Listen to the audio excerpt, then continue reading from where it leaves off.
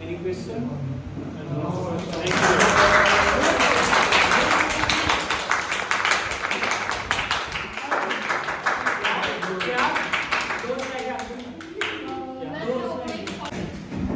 I'm here to explain the last four questions. Firstly, we are going to read the question. Summarize physical and chemical properties of hydrogen sulfide, the clinical manifestations of hydrogen sulfide poisoning and its poisoning mechanism. Here there are two parts of this question. The first part we have to describe its chemical and physical properties, and the second part we have to show its mechanism. Let me tell you about its physical properties. Its physical properties can smell like typical rotten egg odor. Do you know? Let me tell you it in Urdu. Sada hua anda. Right? So it smells like rotten egg odor. And let me tell you one thing more here. Do you know LPG gas have no smell on its own?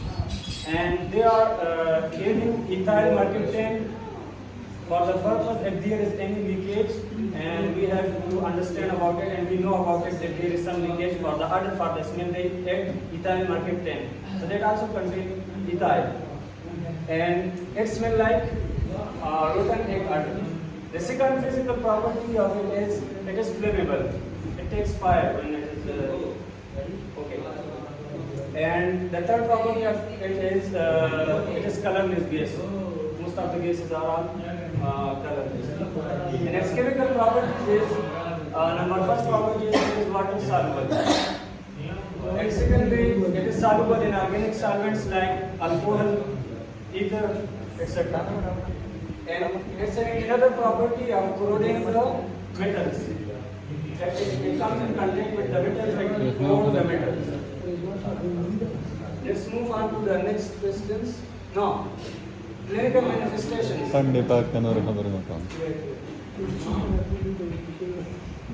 Okay.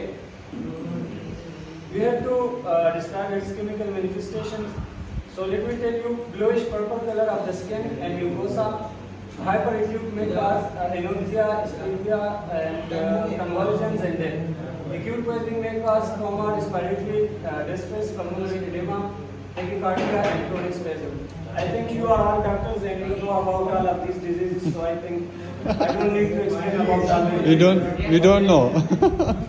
Let's come to the next topic: poisoning mechanism.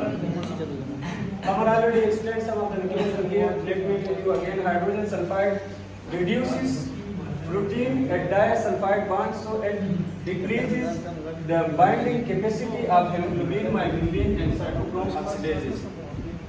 When there is no oxygen with the hemoglobin, its color changes. Do you know about this? Yes. Let's see in the picture the fingers, fingertips, and here face. All things you can see. The lips, it's like bluish. Why? Because there is deficiency of Oxygen. oxygen. Because the hydrogen sulfide reduce the ability to bind with the oxygen. Let's move on. First read the question. Please list the name of some irritant gases and different solubilities in water. List the name of simple and chemical speciating gases. First we have to discuss about the irritant gases and its solubility order. Okay, some are more soluble in water, some are less soluble in water, and some are not soluble in water. The first highly soluble in water are ammonia, ammonium hydroxide, acid gases like hydrogen chloride, hydrogen fluoride, and hydrogen iodide. These are highly soluble in water. Slightly soluble in water are halogens. Halogens, you know about helium, neon, argon, proton, xenon, radon, and ozone is O3. So they are less soluble in the water. And insoluble in the water are nitrogen dioxide and COCl2. Okay. Do you know about speciation? What is speciation? What? How can you say it in Urdu? Yes, it is a state in which there is deficiency of oxygen. In Urdu, we call it dam ghutna, right? We call it dam ghutna in Urdu. So, which gases cause the speciation? So, they are carbon monoxide, hydrogen cyanide, And the third one is hydrogen disulfide, which we have already discussed. Let's move on to the next question.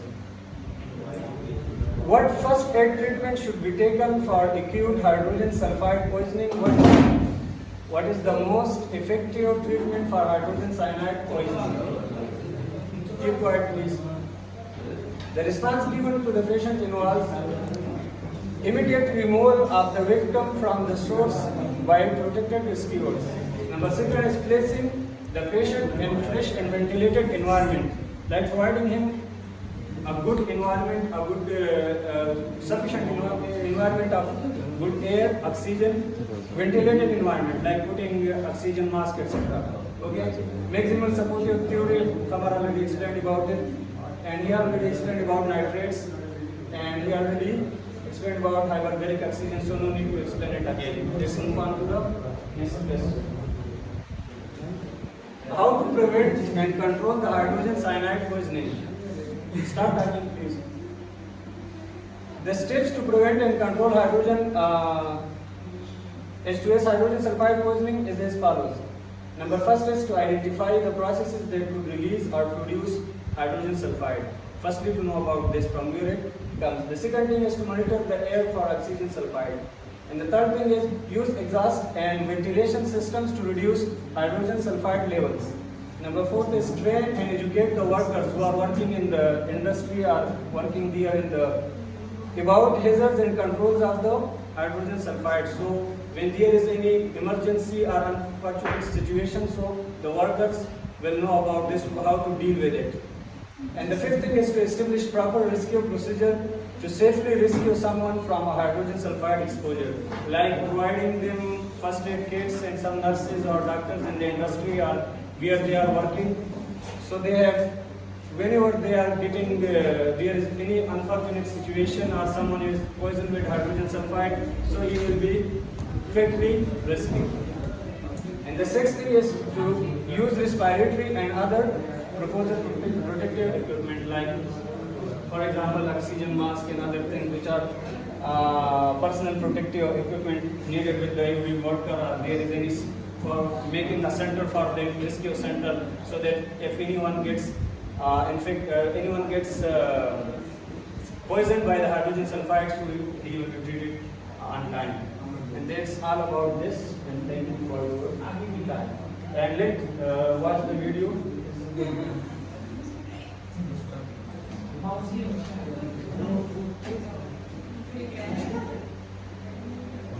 Please watch it silently, okay?